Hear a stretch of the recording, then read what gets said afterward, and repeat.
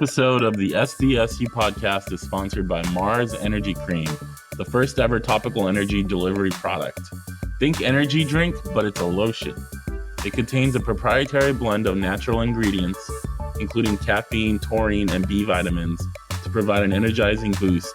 And unlike traditional energy drinks and gels, Marz Energy Cream is sugar-free, contains no artificial flavors, colors, or preservatives.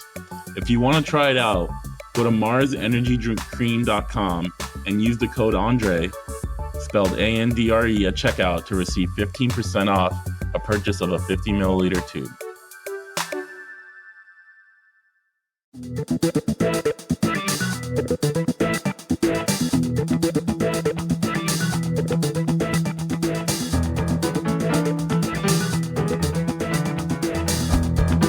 You are listening to the SDSU podcast presented by the East Village Times with your hosts Andre Hagberdian and Paul Garrison.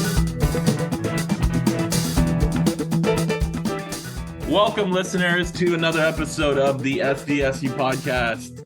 As always, I'm your host Andre Hagberdian and joined by Mr. Paul Garrison. What's going on, Paul? What's going on, Andre? Happy Thanksgiving week to you, sir. How are you? I'm doing good. I'm back. We're both back in San Diego after our trips. You made God, 2 trips. that was crazy. And we both ended up in Vegas by Sunday night for the final of the Continental Tire main event, which San Diego State won in overtime. It's a thrilling game. But you were in San Jose first to cover the football team's last road game of the season. I think the game, they got the opening score. We were up 7-0, tied at halftime, but fell behind in the second half and lost to San Jose State. What were your overarching thoughts as you were live in person covering that game? I mean, there's a lot of them. It was a blur of a weekend. If everybody is not familiar with the story, I was in the airport waiting for my flight to San Diego, and I got a message from my brother, and he had picked up my children and were taking them to Las Vegas to watch the basketball game. And he's like, bro, I'll pay for your flight. Come over. So, it's a free flight, right? You got to do it. So I fly over there. My flight, because of all the crazy weather that's going on in Vegas, my flight was delayed 4 hours. Andre and I had texted, and we were like maybe going to meet up for dinner or something like that. And he's like, okay, let me know what your plans are. And they were just completely messed up. So instead of getting in there at 2, I got in there at 5:30. And the game was at 7. The game was at 7. So I Uber over. And then at this point, I'm asking, like, my kids should be in Las Vegas. And I call my brother, and there are sandstorms that have blocked the 15 freeway, and it's closed. And so they were sitting in the middle of the desert trying to get to T-Mobile Arena. So they eventually got there on, I have his Google location. And I kept showing it to Andre, like, look, they moved a mile, and then finally they crossed into Nevada, and they got there at halftime. They got a little bit of a bonus basketball because they went into overtime. So we, walked on the strip a little bit after the game. So they got the experience, and then drove home and got there last night or yesterday afternoon, evening. And but anyway, go back to San Jose State. It's interesting. I think you can look at certain games, Boise State, Colorado State, Nevada, losses that San Diego State has had where you're not really sure that the best team won. Like, you could make the argument and say, like, okay, you just watching that game, not taking their whole body of work, but just watching that game, you could say, man, San Diego State, man, they could have done a little bit more. They should have won this game. It did not feel like that despite the score against San Jose State. It felt like San Jose State was the better team. And I think that, as I wrote in the article, my kind of like takeaway article from that game, I thought it really reflected very well on their head coach. They only have 17 seniors. I think started 1-5. They played a lot of the better teams in the conference at the beginning. They played USC. They played, they're really close with Toledo from the MAC. And their season very much looked like San Diego State, except they've reeled off 5 in a row.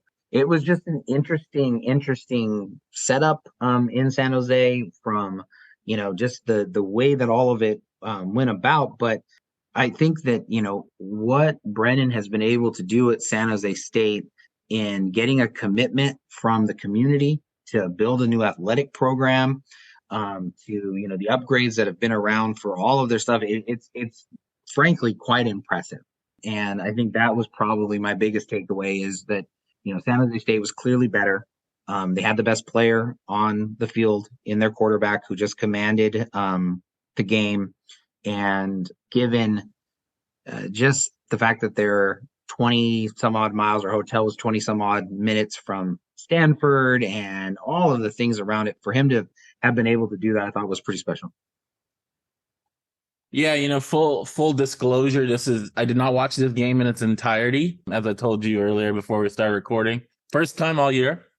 I was out and about in Las Vegas on my day off between basketball tournament games. And, I did get the cigar bar I was at, meeting up with some friends to put it on one of the TVs in the corner of where we were sitting. So I was able to watch some of it. I've obviously, read your recap and looked at the box score.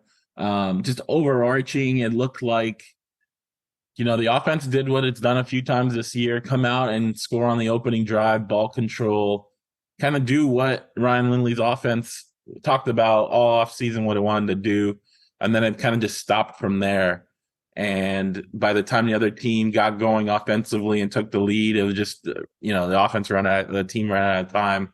But the part of the game I did see was late in the game when the San Diego State was going to tie the game, and they were at the goal line. They had that touchdown called back, and then a fourth down play at the goal line. I think they were at the 5 maybe, and they decided to kick the field goal, which with 7 or 8 minutes left, let me see exactly how much was left. Yeah, 8:54 left. They kicked the 21-yard field goal, so they were at the 4. Typically, it's not a bad decision, but I think given the circumstances, I would have liked to see them go for it.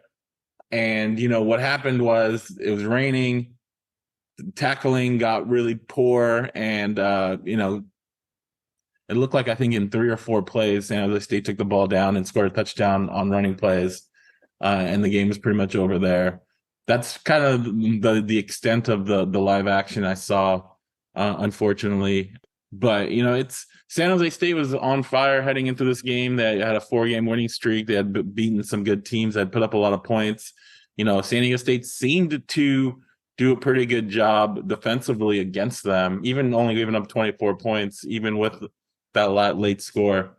At this point in the season, there's no moral victories anymore or grander thoughts about next year, because so much of the staff is not going to be here next year, right? And some of these players, some of these seniors who are going to be gone, like a Jalen Maiden and a Seth Barfield, and some of those guys who have no eligibility left. And so 1 game left. Yeah, and just going into some of the grades, I thought that the running backs, I thought got an A. I think the Jalen Armstead especially, he obviously had a huge game. I think that sometimes lost in a defeat is how special it is for a kid to be able to do what he did, just in the sense of, he's expected to have this bigger role. I think early in his career, he flashed some things, had some big scrimmages. I think he was used a little bit as motivation for some of the older guys to really get there as an underfreshman. And so he's always carried with him these like expectations. And then going into this season, it was the thunder and lightning between he and Keenan Christian. And it just didn't develop. I mean, to the point where Lucky Sutton was able to start getting his snaps, and Jalen went down to the scout team. Coach Lindley told us, and that he was able. Obviously, Sutton had some injuries, but also, his play improved, and now he finds himself in this position. And I thought he was just terrific. As Coach Hoke said post game, he ran downhill. Unlike a lot of running backs this year, he made the right cut when it was there, and found the hole, as opposed to running right into a defender. I think again it's a really good story of just perseverance and being willing to do that next level kind of stuff. So I thought that was good. The flip side of that is I thought Jalen Maiden had a very bad performance. He had a couple of really nice throws. Thinking of a 3rd and 12 that he completed for 15 yards to Philippe Wesley for a first down. That Wesley did a really great job of going down and getting it, but it was exactly like where Maiden needs to throw that ball, and it's a catch that it was a really skillful play that if it's in any other location, Wesley doesn't have a chance at it, and it could get picked. It could, all the bad things that could happen, and so that was great. But this is one of the first times that San Diego State had a legitimate running game since the beginning of the year. And it was, it's one thing. It just, again, it's that inconsistency, right? Like games where they haven't had that good running game. He's passed really well and has found open guys and all that stuff. And then that wasn't there. And so that was interesting. I thought that, the offensive line, if you could do grades into two parts. Anyways, let's start there. Running backs, quarterbacks. So I had an A for the running backs, and I had a D for the quarterback. Yeah, it's hard to not give running backs an A, especially Jalen Armstead's performance. Nobody else seemed to get any more than 3 carries. So it looked like it was, for the first time, maybe in 2 years, it was a one-man show, which is maybe refreshing for some fans to see one guy get in a rhythm, get the ball, get fed the ball. Yeah, I mean, Maiden completed 15 passes, but only 117 yards. So the yards per completion are fairly low, and 2 interceptions. I saw both of them, but they both look like they were late throws to Mark Redmond. I think were they both to Redmond. Yeah. Well, second one was later in the game where he was rolling out to his right. I think he threw across his body or across the field. Yeah, and then I was going to comment about the offensive line. It's almost like if you could split it between run and pass. San Jose was, and again, you have to do what the defense is going to be willing to give you. But San Jose, they rushed 4 predominantly the whole night. They have a good defensive line again, and I thought that they were able to pressure Maiden enough to make him feel uncomfortable, like you just talked about with that rollout. Flip side of it was I thought that for one of the few times there were consistent holes all game, and big holes, and so I thought they inserted Tommy Marabella.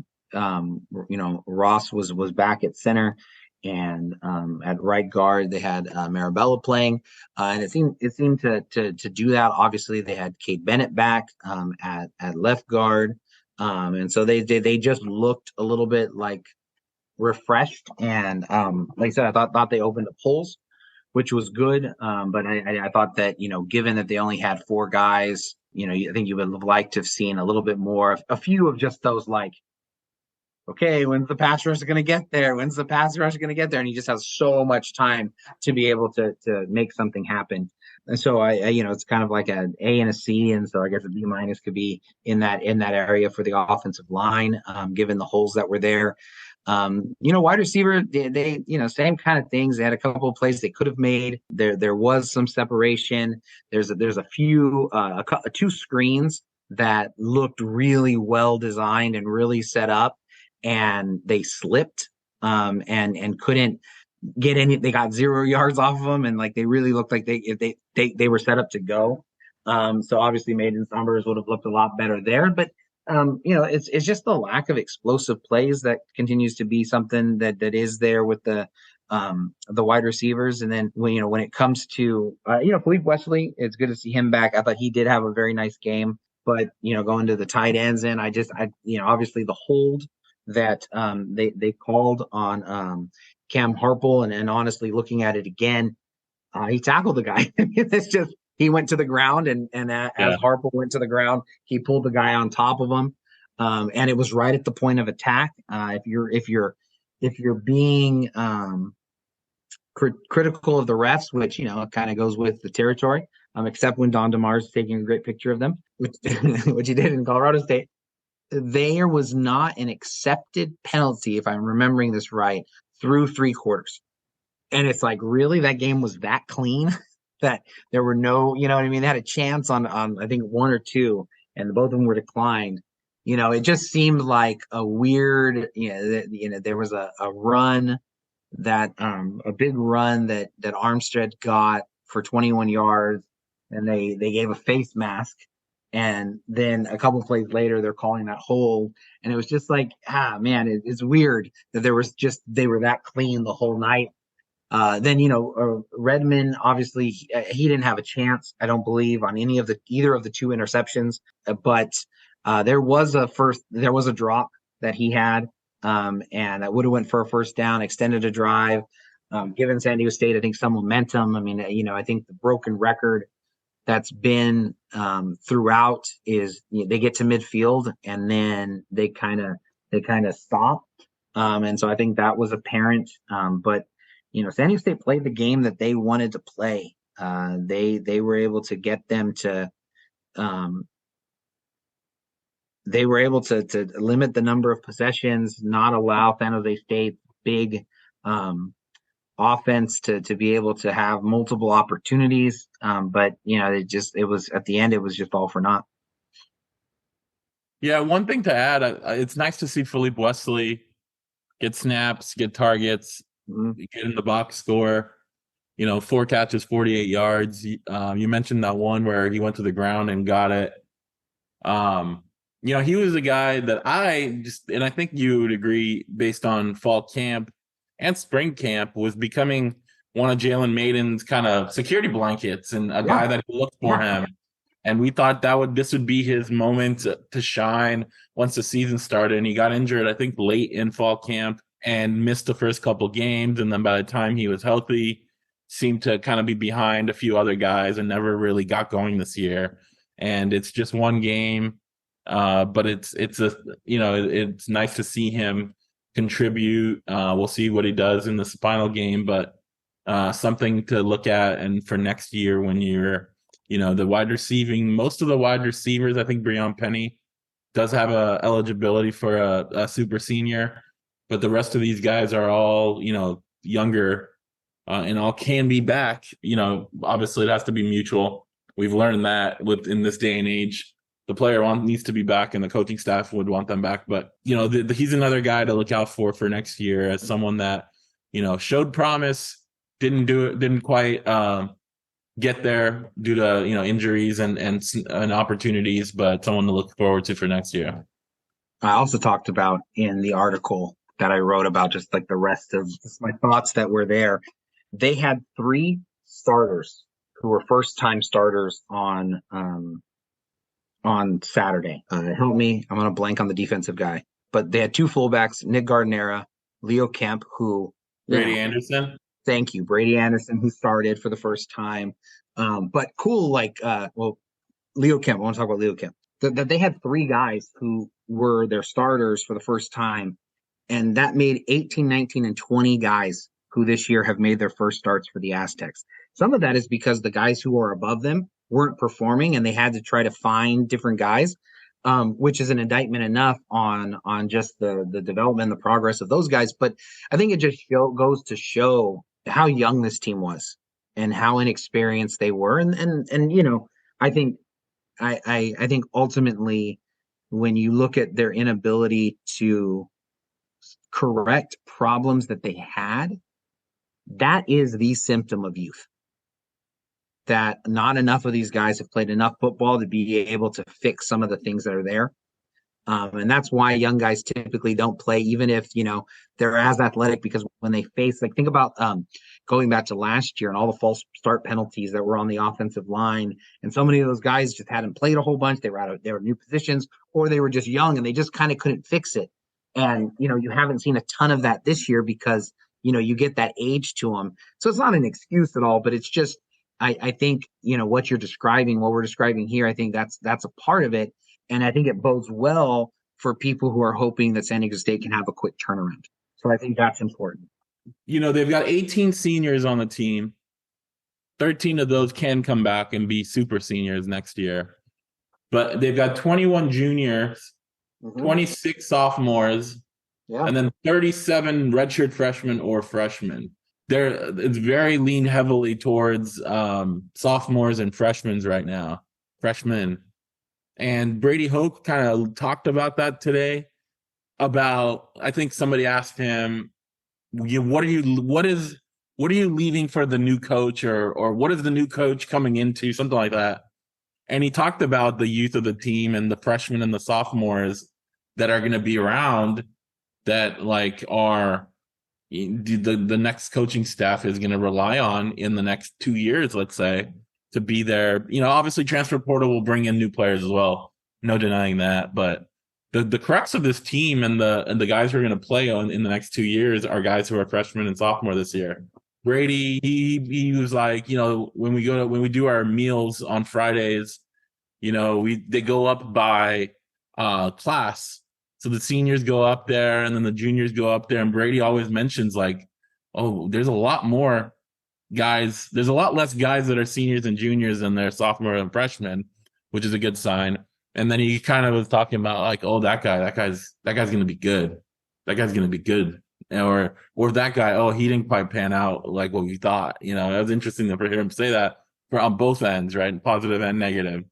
But the whole point of that is to say like he sees it, and obviously it's in the roster that there's an abundance of guys that are freshmen, redshirt freshmen, or sophomore, and those are the guys that this new coaching staff is going to need to rely on and continue developing to help them win games in the next 2 years.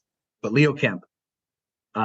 So Andre did not make the executive producer decision to start to put the full video up on YouTube until like way after and stuff like that. And I still say that Leo Kemp had one of the best setups for a Zoom meeting when he was back home before he came on. And so if you have not listened to Leo Kemp's interview, and you're listening to us now talk about the San Jose State game, you clearly love San Diego State. So, and if you missed that one, go back and listen to Leo. Just absolutely, as a young guy, completely just stole the interview. Was terrific. And so for him to come full circle, and now here he is. Obviously, he won the fullback job. He's played the most, but he earned his first start, and they had a 2 fullback set. They went power, they went big, they went ball control to try to again take the ball away from one of the best offenses, in the Mountain West and the West. I think it was 51st overall in college football coming into the game. So I mean, this team could play, and they did that by depending on some of that youth. But it's a good story. He's a walk on. He's a guy who as Coach Lindley brought the fullback in, and we'll see if the fullback continues. Talk about being in limbo. His position could be eliminated from San Diego State altogether, potentially for next year. But this is a guy who Leo Kemp, who he had a catch and an 8-yard gain where he made a guy miss in Hawaii. But coming in, I don't think either of us thought that he was big enough to handle the position. But he has, used his wrestling history and just the competitiveness that he's done. And so I thought it was a well-deserved first start. And I think that if the new coach is coming in and he's trying to look at the roster and seeing, what are some of the things that they've done well, I do think they've done a good job in getting back to that power running game and doing some of those things with the fullback. And you have a guy on your roster like Leo Kemp, and it might make you at least keep an idea that should be part of what the Aztecs do going forward. Yeah, one thing to throw out there, like a lot of times, the way that starts are counted this year or now is like if you run so who's out there on the first play of the game, and if the offensive coordinator calls a play with 3 running backs on the first play of the game, you get the start, and you may not play the rest of the game. But Leo played 24 snaps in this game. It wasn't like he just played a couple snaps. Good point. And so, I mean, he got a start, and he really played. I mean, the only other game this year he had more than 10 snaps was against Hawaii.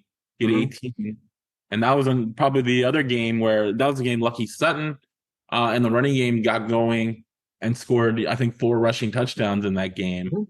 So, I mean, you're right. That's the one thing this is the first year they kind of re-recruited a fullback position, and with a new staff, and we don't know who will be running the offense. The fullback might be gone again, and He either may need to adjust his role and his position, or he might need to, look elsewhere potentially. So, Sure, and he's gonna have tape to be able to do it. I mean, yeah, I think yeah. that's been one thing that you've learned about the transfer portal. If that's what happens, guys who have tape are the ones who are attractive because coaches know what they have, like game film.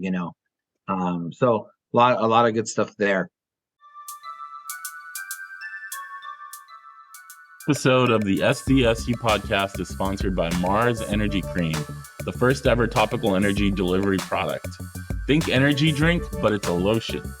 It contains a proprietary blend of natural ingredients, including caffeine, taurine, and B vitamins, to provide an energizing boost. And unlike traditional energy drinks and gels, Marz Energy Cream is sugar-free, contains no artificial flavors, colors, or preservatives. If you want to try it out, go to marzenergydrinkcream.com and use the code Andre, spelled ANDRE, at checkout to receive 15% off a purchase of a 50 milliliter tube. Moving on to the defense against San Jose State. San Jose State had come in as a pretty hot team. They had rushed over 200 yards over the last 4 games. Up until maybe the last 2 drives of the game, they had held them in check, rushing the ball. They only ended up at 183 yards, it looks like, 181 yards. So it's still a large number, but it's less than what San Jose State had been doing up until that game. What being there in person, what did you make of the defensive performance? Well, I thought that the offense was the best defense. I thought that overall they were able to keep them off the field. It seemed like San Jose State's offense was in control. Their first touchdown, I think the run pass ratio was split in half. Cordero, their quarterback, was just better than a lot of the quarterbacks they had seen this year. He could find the open guy. He was particularly good at picking up curl routes, and San Diego State was clearly wanting to be wary of the double move and the big plays, which obviously came in the second half. So I didn't think it was the strongest performance. Obviously, there's 2 ways to look at it. They still ended up scoring 24 points, but they had limited possessions. It's kind of a broken record, and the broken record of just bad tackling, inability to bring people to the ground. It got harder for both teams when the wind and the elements and all those things, came about. And San Diego State needed to get a stop, and they couldn't. And so a lot of those rushing yards came at the end of the game. And so I thought that overall it wasn't a great performance by the defense. What were your thoughts? Most of what I saw was that last 2 drives, and not being able to get a stop, not being able to bring a guy down, despite the weather elements, was disappointing. I think that last drive, the scoring drive, they gave up like about 80 yards rushing on that one drive. You take that out, they're probably under 100 yards for the game. That was kind of the game right there, because if you can get the ball back down 4, the offense could have a chance to go win it. But no, absolutely. They like I said, they did okay against it, but it's the number of drives that they were able to take away from them. But I mean, that's kind of the whole point. They had over 100 yards in those last 2 drives, easily over 100 yards. They had a very weird kickoff return that you thought would set up well for San Diego State down 7. Guy who caught the ball, he kneels down at the 6, and San Jose State's going, "Hey, wait, fair catch, fair catch, fair catch." And the refs get on there and they say, the guy who waved for a fair catch was not the guy who caught the ball, therefore the ball's at the 6. And so you're like, okay, well, hey. Yeah. It's funny. I'm watching this at the cigar bar with the sound off, right?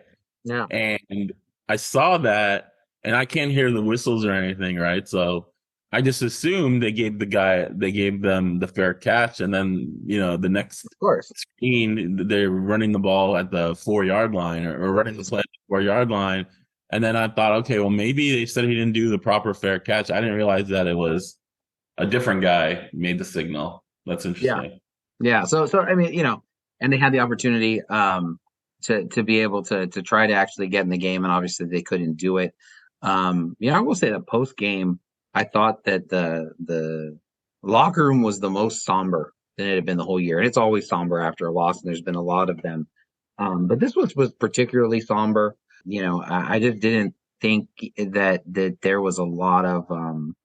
I think they really expected to win, and we're really disappointed that the same sort of the game is close in the fourth quarter, and then they couldn't pull it out. But again, it's the entirety of the game. Not a lot of penetration by the defensive line would have given them a very low grade. The linebackers, they played okay. They were the ones that had the tackles for loss. Obviously losing their best defender, especially in the front six, Cyrus Fiseu, early with what looked like a concussion kind of thing. And I admired the way in which Cody Moon took over after that.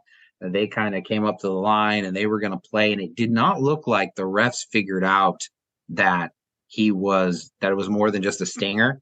And it was Cody Moon who was saying, like, to the field, come on, you guys need to come over, and all those kinds of things. And I think Cooper McDonald did the same. And so I thought that was, they helped their teammate in that move. So they're great, but again, the lack of tackles, part of it is the opportunity.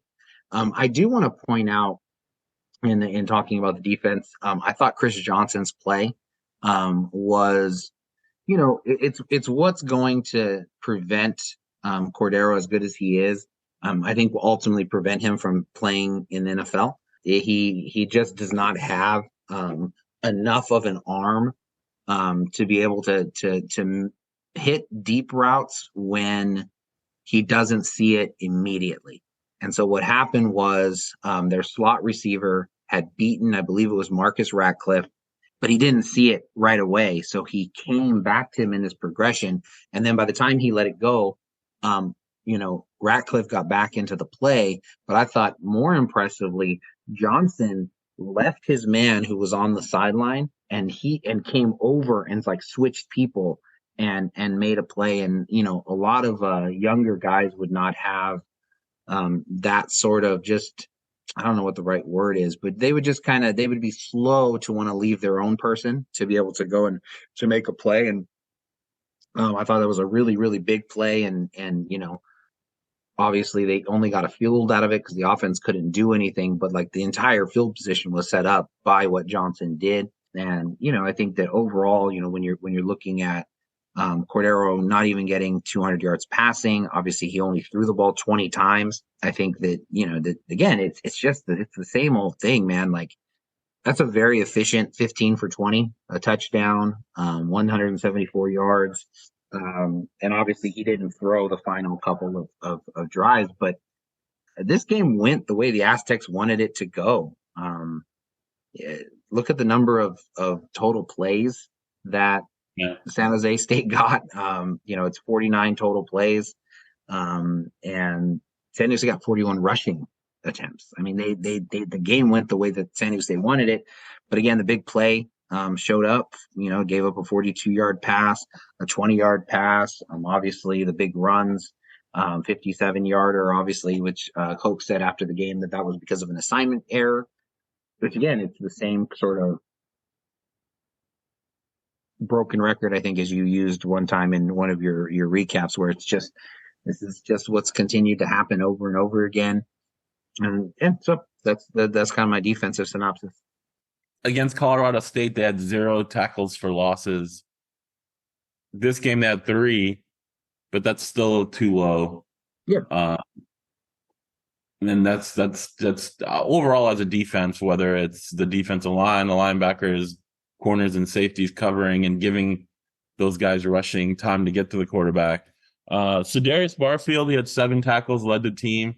I was surprised to see that it was the first time in his career that he led the team in tackles for a guy that's been a starter for so many years. It was his 49th game as an Aztec, and so this last one on Saturday will be his 50th game, in his 6th season. So that's definitely something to be honored, and obviously he will. He was at the Tuesday press conference, and he was asked about the 12-win season, and he brought up the fact that those games were all close. They were very similar to the games this year, and how that year they were able to make that extra play offensively, defensively on special teams and win those games. And this year it's gone the other way. And I thought that, for a player, obviously, to say that, he understands it, that this year's team obviously doesn't have the same talent level as the year 2 years ago, but they've just, outside of Air Force, UCLA, yeah, every other game they were in. Yeah. Even the Oregon State game, they completely. They fell at midfield all the time. Yep. Those opportunities, and sometimes having that extra talent, those are the guys that make the plays. And this year they didn't have that. And obviously being last in the Mountain West, and either having 3 or 4 wins at the end of the season, depending on what they do against Fresno, is a little different than going 12-2, winning a bowl game and winning or playing a conference championship game and a bowl game to get to that 12th win. So we'll see. Yeah, it's interesting about that 2021 team. As time has gone on, I think the talent level of that team has continued to shine, and be like, the idea of it has increased a whole bunch. I think that, what I mean by that is obviously Cameron Thomas, defense. He's a high draft pick. Jonah Tavai, he became an All-American the next year. Keyshawn Banks is still hanging around the Packers practice squad, even that many years later. Saguna Louie had his first start for Indianapolis. He was the guy who was, in the huddle relaying the defensive calls, 5 tackles, had an interception. Trenton Thompson had a start for Pittsburgh, was good enough in that start for Pittsburgh that they took him off of, and he's on the active roster as they move the guy to the IR. Taylor Hawkins has continued to be on the practice squad with San Francisco. And so that's a lot of people to be in the NFL still to this day, getting paychecks from NFL, and so I think it's because of, everything that went on with Matt Araiza, because the fact that they didn't win a conference championship. That year, Cincinnati, I believe, was ranked really, really high. So they would have never been to a New Year's Six Bowl anyway, no matter what they would have done. But I think that people forget how talented that team was. And that team was just loaded. We haven't even talked about the offensive side, where there's NFL guys that are on the offensive side too. And I think some of what we're seeing this year is the cliche that when you have that much talent and you're that good, even when you're not good like everyone else is great at the QB position, teams like San Diego State, they have a hard time replacing that. And I think that, as much as anything, is what you're seeing. I mean, give me the stat.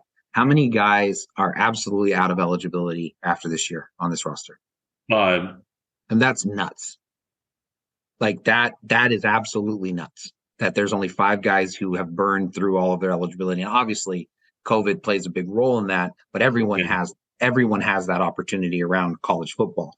And so, like, again, it's the same thing. Like, this team, 20 new starters, I think it really showed. And, in hindsight, and we were asking the questions at the time, can San Diego State reload? And the answer is no. And I don't think that anybody should be surprised that they can't, because, again, I mean, that many NFL guys on Alabama would be hard for them to reload on. It would take them time to be able to do that, much less San Diego State. So, to add on to your point, in comparison, is if you look at this year's team, it's hard to find maybe more than 1 or 2 guys that are going to be on NFL rosters next year. That's just, as you said, it's hard to reload every year and have 8 to 10 guys come out of your team and go into the NFL the following year, like they've had over the last 2 years. And we've talked about the 2 guys that we think would become NFL players when they're done with their collegiate careers are special teamers, right? Jack Browning and Ryan Wintermeyer. I think Jack Browning, obviously, is out of eligibility, and he could potentially, whether he's drafted or on an undrafted, I think he'll have a punting career in the NFL or an opportunity. Cade Bennett is a guy we've talked about as someone that scouts have really liked as a guard at the next level, but it's hard to find many people after those three that you could say they're going to be in the NFL either next year or when they're done with their collegiate careers. There's some other guys on that fringe, but it's hard to say like the last 2 years where you could say these guys are NFL players or they will have a shot. It's hard to have that list this year. Yeah, I would personally think that Noah Tumblin might surprise. I think, but again, as an undrafted guy, in the same way that Trenton Thompson did, I think he's got really good athleticism, and at that level, and he's got good length, and I obviously, as one of the top corners in the country, the first half of the year, it's kind of impossible to fully keep that up. But the one thing that helps him is he hasn't played the position that long. And I think scouts could look at that as, yeah, he's still growing, he's still learning, and he's doing well, at least at the Mountain West level or at the, Group of 5 level. But yeah, I agree with you there. He's probably a guy that will come back for his last year. It would be way better if he did. Take that next step before he tries to go to NFL, but no, and then that's the whole other thing is it's for the offseason. Maybe we should keep moving on, but those 13 that could come back kind of could make or break the roster next year for whatever coach is coming in, because I think the vast majority of those 13 are going to have opportunities elsewhere, whether it's at San Diego State or at the FCS level at a minimum. They could go from being a very immature team to being a very mature team really quickly. Gabe Placencia, he kicked off, made one field goal. They only had to punt one time. And I think if you look again, it's hard with it's I guess there's two sides. I've said that San Jose State felt like they were in control the whole game. But it should be mentioned that San Diego State played the game that they wanted to play, and things went the way San Diego State wanted them to go. Obviously, the 2 interceptions were giant. That's part of the reason why, at least one of them, that there wasn't another punt for Browning. Special teams was fine. I thought Placencia, has solidified the position. Obviously, it raises the question, given Browning's struggles, could they have done that a game or two ahead of time? Or whatever, and that's what coaches need to do to be able to kind of make the big bucks and be in the position that they are. Is if they had started the year with Placencia there and Browning just focused on punts and kickoffs, would they have been better overall? Placencia, to his credit, has made that question. He made that question real because he's delivered and his kicks are strong and they're, what I mean. He looks the part. And so that's been a big positive, and it's not easy. It's not easy to come in and have somebody who's really good behind you, and all of those things. So thought overall it was fine. I do want to make a mention that I thought that going into the game that San Diego State would have an advantage, like they always do against San Jose State, in special teams. And that just didn't materialize. And it didn't materialize because San Diego State was expecting an onside or some sort of squib kick or some sort of short to the up man kick or something weird, because they had their hands unit the entire time. And any time that they would kick it deep, it would either, land on the 1 yard line, the goal line, which would have been perfect for a great return, and then roll into the end zone for a touchback. Or it only got to the 10 or something like that. But the returners were so far up the field that they were running back with the momentum going backwards instead of forwards. And all of the guys who were the blockers were not the best blockers on the team because they're wide receivers and things like that. And then they were so far up expecting these things that they couldn't get down and form that good formation and all that stuff. And so it was an interesting tactic that I just really had not seen before. From a Group of 5 team or any team that has, a kicker who can't get a touchback every time. And what an advantage that has been for San Diego State, especially in the Mountain West, over the last 13 years. But it was completely nullified by whatever it was that San Diego State was expecting San Jose State to do. And because they countered it so strongly, they countered, the squib kick, the fries on side, whatever it was, they countered that so strongly. San Jose State just kicked it deep every time. And it just completely nullified and made for San Jose State kind of an advantage that should have been in San Diego State's favor. And so I thought it was just great coaching and a great tactic to erase what should have been a disadvantage for your team. Yeah, well, this was the first time all season San Diego State played a team that had a higher special teams efficiency metric than they did. Oh, there you go. But it's not because they have a kicker who could just crush the ball. Right. It's strategy and like kick return defense, things like that plays into that. Yep. But I mean, I'm telling you that we've seen a lot of good with Doug Deacon. We've seen a lot of good special teams coaching over the years. And obviously Bobby Hawk before him and things like that.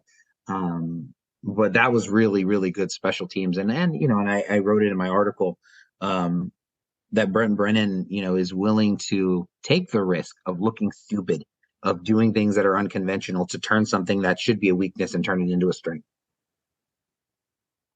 Yeah. So as we alluded to, this last game at home against Fresno State, 7:30 on Fox Sports 1 on Saturday night. It's the last game of the season, the last game of Brady Hoke's head coaching tenure at San Diego State. It's senior night, celebrating 18 seniors. 5 of them are super seniors. 13 of them have the eligibility to come back for one more season, whether they want to do that at San Diego State or potentially transfer, or potentially give up that last season and move on with football or move on to the NFL, whatever. Without getting too detailed into the X's and O's, because at this point, they're playing for the old oil can, so there is something to play for. But just, your overarching thoughts about this final game of the season that has not gone the way that the Aztecs would want it to go. Well, I would go out with the last game. I think the old oil can has the potential to be really fun this year. I think it's the 13th year that they've done this. It doesn't have the longevity of all the other ones. But the reality is only half the bowl teams, more or less, are going to leave their season with a trophy in their hand. Mm-hmm. And this lines up that this is the last game of the year. We've always wondered why it was the last game of the year when they used to play the divisions. But now that they don't have divisions, it's a great last game of the year. And San Diego State has the opportunity to go win a trophy and bring a trophy home. And given the fact that, you start, and I did this in my article, but you start crossing off all the goals, all the expectations that have not been met this season. Well, the last one's the old oil can, right? That's still the one that's still out there in front of them. And, I am of the belief that nothing is ever exciting on its own. I love the hearing about, like, when you go to you'll go to Stone and you'll go to a trivia night. That's not like a 5-star event, but the way you treat it by being friends and it becomes a 5-star event because you treat it as if it is a 5-star event. Does that make sense? And it becomes great and fun and amazing. I've learned that as a father, like the energy that I bring as a teacher, the ridiculous, not professional, not top level things that I am a part of in those situations that are not, made for a conference or whatever. If you bring your heart into it and you put your emphasis into it, it can become a big deal. And that's the only way that, like, these rivalry trophies have ever become a big deal. It just happened to be that it was our grandfather's generation who were the ones who really were like, you know what, let's geek about this when we're Cal and we're Stanford and we're going to win the axe. You know what I mean? Like, this is a big deal. And so the old oil can, they have the opportunity to play for it. I don't think that for those who are going to be able to go on a Thanksgiving weekend, I think winning it, getting in we've seen them in both teams, you get into your 3-point stance as the clock is running down and you race over to the other team's bench to be able to get it. And if San Diego State's able to do that, it's not the storybook ending by any stretch of the imagination, but it is a silver lining. And for the seniors and for on senior night and for the city and Brady Hoke's last game and all that kind of stuff, it's at least something. Maybe it can be something that is cared for a little bit more in the locker room because of the situation, and then be embraced and become part of an actual rivalry, which, let's be honest, San Diego State lacks, right? Yeah. And so I think it's San Diego sports fans, unlike you LA people, we're used to seasons like this with the professional franchises that we grew up around, and there's something about being able to just let the past be the past, and the one game that you're at and the one thing that's in front of you be like your Super Bowl. And so I'm hoping to cover it like that, and to put the same fire and effort and end our season strong and well with our coverage as we continue to do. But I think it's only going to be what the players and what the fans make it out to be. There's a trophy to play for, so go out and play for it. Yeah, typically when we were at senior night and with the COVID eligibility, we kind of know of a few people that have already decided that they're coming back, so they don't partake in the senior night festivities. I think with the uncertainty with the coach, at least publicly, none of them have stated yes or no. I think the only person that's made a public answer about it was Garrett Fountain, because I asked him last week at the press conference if he had thought about it. And, he gave the diplomatic answer that, he's focused on the season and game by game, and he'll think about it after the season. And I think most of them would probably say that anyway, unless they had definitely made a decision to come back. I think sometimes when people have made a decision not to come back, they'd rather not say it until after the season. So who knows? But I think with the coaching change, I don't think anybody should have already made that decision at this point, because you don't know where the direction of the offense, defense is going, and where you fit into it, right? Depending on who the coaching staff is. But if I gave you the list of 13 people, seniors that are able to come back, I'll ask you which one I think is the most important. You ready for the list? I am ready for the list, which a second ago I had pulled up. Okay. Do you want me to make the list, or you got the list? I think for our listeners, making the list.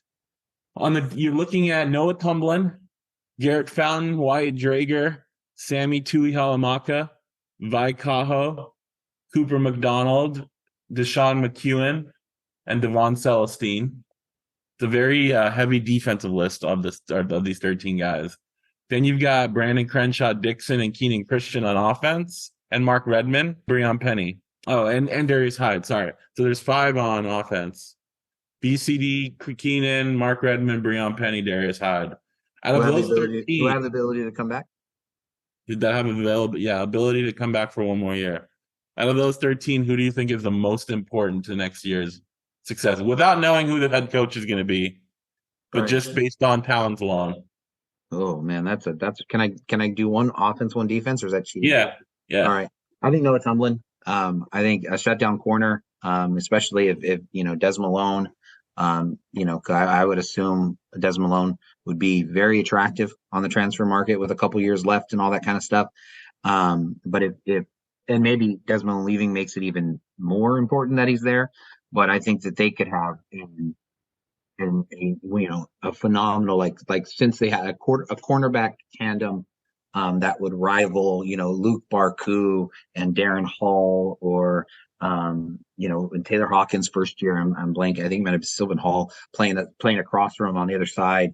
A really incredible tandem, and they obviously played lights out this year. So Tumblin would be somebody that would be in the contention for my overall. But not knowing the offense, not knowing how things are playing out, I would say on offense, I am stuck between Mark Redmond and Keenan Christian. You said talent wise, and we've seen throughout sports what a contract year does to players, the psychological effect of that. And both of these guys were professionals when they were in ninth grade or 10th grade. Everyone's telling them the NFL's in your Yeah. future. This is happening. Whenever that happened very early in their lives. And they're both sitting there. And if they decide to come back to college, which I would assume that that's what people will tell them they need to do, would be the advice. I think, both of them would be undrafted free agents just based off of pure talent alone and get a chance. But, I think they'd be like the later kind of undrafted free agents. If that makes any sense. And so I think either one of those, if I had to pick one, I would probably say Mark Redman, but I, obviously don't know how the tight end is going to be featured in the offense next year. But just the drop off in age between him and then, Cam Hartpool and things of that nature. So those would be my two. You? Yeah, I was going to go Tumblin and Redmond too. I think Tumblin, we've talked about that. Another name to throw out there is probably Garrett Fountain, only because the defensive line is so young. Absolutely. If you lose your best defensive lineman and your most experienced, that could be a big blow. Now Garrett Fountain's productivity and his TFLs and sacks, weren't really high this year, but still his veteran leadership. He was a captain. I think that stuff is important to have, along with his talent. I think he is a good defensive end. The thing with Redmond, and you alluded to it right at the end of your discussion, was like just the tight ends took a big hit in depth this year with so many guys. Mm-hmm. Aaron Green, medical retirement, JP Murphy, transfer, Gus McGee, and then Jay Rudolph during the season. Mm-hmm. So that was a big hit, and they were basically down to 3 tight ends, with Hartpool and Logan Tanner. And then Logan Tanner didn't get them. They were really only using 2 tight ends all season. And Des Melton, he was a Louisville transfer. I don't think he got in the game at all on offense. Maybe a couple snaps early in the season. Yeah. And then Max DiFilippo, who was a junior college transfer, he didn't end up. I don't think he dressed. No, he wouldn't travel. No, it was that I mean, one of the things that when traveling with the team, the tight ends warm up in the corner of the end zone and then throughout the end zone. And that room, the number of kids, it shrank. So after Rudolph, left, they were only traveling with 4. So I think Redmond, just because of that lack of depth at tight end, I think you can make up. You have the depth in the running back room without a Keenan Christian in there because everybody else is coming back, or assuming there's no transfers, right? But we know there will be. But at least looking at it on paper right now, every other running back in the room is eligible for at least 2 more seasons. So you would think that they're coming back and they're looking to make their mark, whoever that is. So that's why I leaned Redmond there. You could also look at BCD and say experienced tackle that can play both on the left and the right side would be very would make a new head coach pretty happy to have a guy like that. Absolutely. And a new offensive line coach, assuming that there is a new offensive line coach. So having that experienced guy that can play left and right tackle would be pretty nice. Guard if you needed him to. Yeah. Yep, absolutely. Well, I mean, it'd be nice to have that kind of depth and experience with a guy like BCD. So those are some names. I mean, obviously, it's going to be up to the new coaching staff really to determine who fits best in these. But there's some big names here that if they decide not to come back are going to be losses for the team for next year. I agree. Vaikaho, again, it's a guy who adds depth, a guy who's played a lot of snaps. Guys like them at that age, it's the equivalent of San Diego State getting a 4-star recruit for next year. Like in 2024, if they were to get 13 4-star recruits in terms of production that they would have on the field, the 13 seniors who are coming back will be better than those 4-star recruits.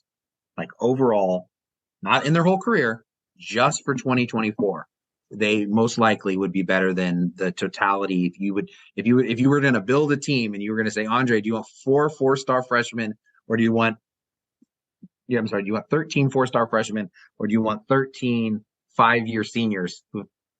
which one is going to probably give you the best chance to win football? Well, I don't know about that one. Oh God, really? I don't even think it's. I don't even. I think it's like It's night and day. I gotta know who those 13 fifth-year seniors are. These 13, 15 years, fifth year seniors, same And then position. I'd have them versus 13 four-star true freshmen. Yep. I don't know, man. That's a tough one. Oh gosh, I don't. I would. Yeah. Oh man, the. Oh, I don't even think it's. I Four don't even think it's four-star close. freshmen. There aren't that many four-star freshmen in A and true you give me freshman 13 of them, and I got who 13 of actually. them. Oh, I think that makes them worse. If they I all don't had to know. play, if they all had to play together, oh man, I don't even think it's not. Well, maybe I'm crazy, but I would. Well, think about it this way: Marcus Ratcliffe was a three-star, right? Okay. So you give me what if you gave me 13 type Marcus Ratcliffe types, and those are even not even four stars, Yeah, guys who but can that's step but and see play. that's the thing is that I mean that's part of the unknown is that those 13 guys, how many other freshmen came in with Marcus Radcliffe? 14 or 15, I think was the class. Right. And how many of those guys came in and actually were good enough to be able to play? And the vast majority of Like freshmen, three or that's four, right. The vast majority of freshmen, that's the issue with them. but none of them Again, were four-star guys. fair enough. Fair enough. Like I said, I would love to see what those are, but I don't think it's even close. And I think like if you ask that to Nick Saban, I think he would take these guys like the number of true freshmen who come into and make a giant impact, I think is incredibly small. Anyway, the point is, my opinion it is whatever the number is, but I think that it has the potential to be really, really an impactful thing. Flip side of it is this team has a lot of issues, and you know Yeah. if those 13 obviously are the people that they most were hoping would correct these issues, and that hasn't happened. So Remember, they're also starting just the numbers game with 7 open scholarships. Like they didn't fill with all the yeah, midseason transfers and the open right. scholarships they had even before the season started. Like only Martin Blake as a walk-on got a scholarship. So like with all the number shuffling, they're already seven. They already have 7 open scholarships just to give to anybody anyway, right? No, And it's then you such a factor in these 13. it's so interesting. It's so interesting because talking just like taking a different topic, given how much they in theory should have ready for next year, I would argue that they are a really good QB away, a QB and one really good receiver away from being a really good team. Maybe a defensive line, whatever, just because those guys are all going to grow up. I mean, we've seen what some of these younger guys done. But going back to, the sources who said that Hoke said that he was fired, which, multiple times he went out of his way to talk about how this was his decision, did it again at this last press conference, talked about, how he's been thinking about this since before the season started, all that kind of stuff. But you could make whatever narrative you think, you could make what we're describing fit into what you think. Because on the one hand, like, why would you leave if you were Brady Hoke when at 3 and 4 and 8, for whatever the record ends up being, when you know that you're so close to being able to finish with like a really good record? The flip side of it is, why would you, if you were JD Wicker and understanding everything that we just said, risk losing all of the upperclassmen, all of the younger classmen by forcing your coach out at this time? Like, if you were going to do that, you would have done that last year because they weren't. You know what I mean? Like they could be a veteran team, which is how San Diego State and most groups of five actually end up winning. Is when those guys go up. So it's just interesting. Like you could make the argument either way, like of which one that it supports, just because it's just the dynamic of how it is. I mean, they literally could forfeit having all of these veteran guys come back and be at that point where like the really good teams at San Diego State have been because they decided to change coaches. Yeah, a lot to think about. Obviously, they got to play one more game Fresno State. Do you have a prediction for this game? Prediction for Fresno State. It's hard to see San Diego State scoring enough points to be able to win with everything that has been going on. So I don't think they're going to be able to take the old oil can back with them. I will say that I think Fresno State has done a really good job at being able to get QBs. I don't think they're very good unless their QB is good. And so if they can get, obviously they're on their second quarterback. If Fife continues to be the guy who's there, I think San Diego State's got a puncher's chance. But it's hard after watching them 5 weeks in a row be close to all these teams and not be able to finish it. I think it'll reach 6 games. The losing streak. Yeah, I was gonna go 27-20, Fresno winning. I think it's the last home game. I think they could put up some plays offensively to score 20 points. But yeah, I think Fresno might be too much. They're also, although they're not playing for a conference championship anymore, they're trying to get to 10 wins for the third straight year. They want to play in a better bowl game. That's not a chance for them, right? What's their record? They're 8-3. Oh, I was looking at their conference record. They're 8-3. They can win. How do they lose to New Mexico? I don't know.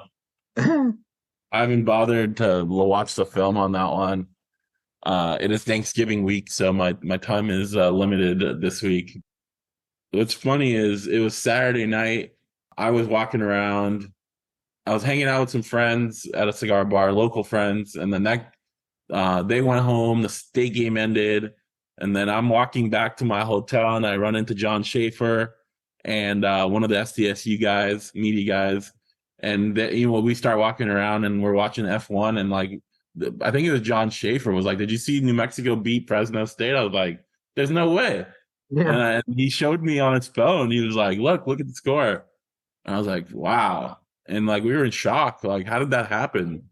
There's just no way we would have imagined that in Fresno, with Fresno a chance to win or go to the conference championship, win the conference championship, that they would lose to New Mexico at home. A New Mexico team that was basically ready to fire their coach at the end of the season, and now I don't know what's going to happen with Danny Gonzalez. Crazy stuff happens, which is why you would think that one of these games San Diego State would have pulled out instead of losing 8 out of 9. No, I agree. But it's been all over the conference.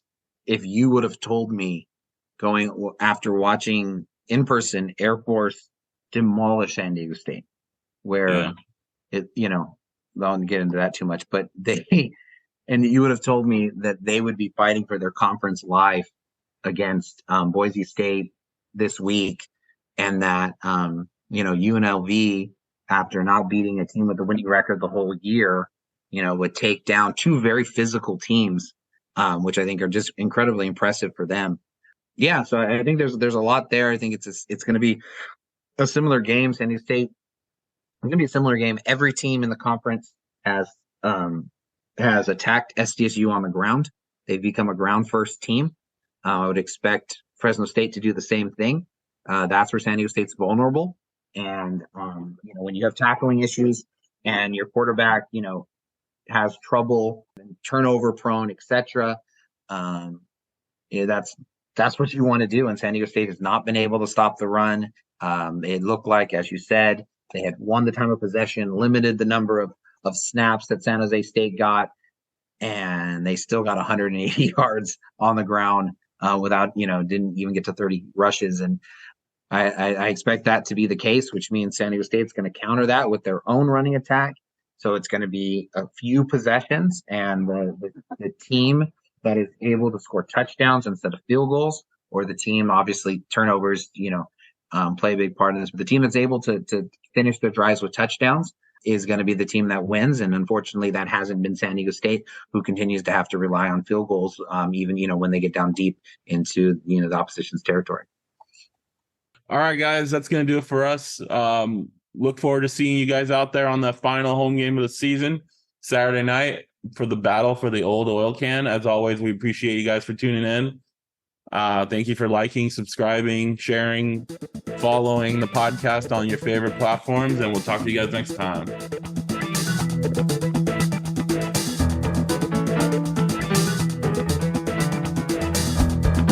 You are listening to the SDSU podcast presented by the East Village Times with your hosts Andre Hackberdian and Paul Garrison.